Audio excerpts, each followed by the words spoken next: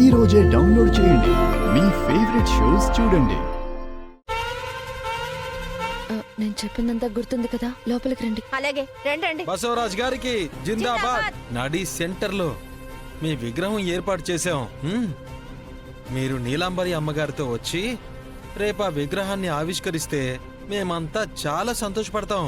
సరే, మీరెళ్ళి ఏర్పాట్లు చేసుకోండి, మేము వచ్చేస్తాం. మా అమ్మ చెప్పింది కదా, ఖచ్చితంగా వస్తాం. మీరు ఏర్పాట్లు చేసుకోండి.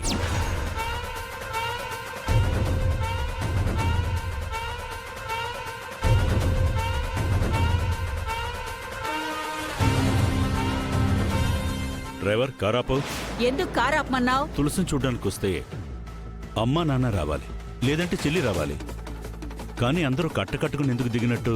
అయితే ఇంకెందుకు ఆలస్యం? డ్రైవర్, కారు వెనక్కి తిప్పు.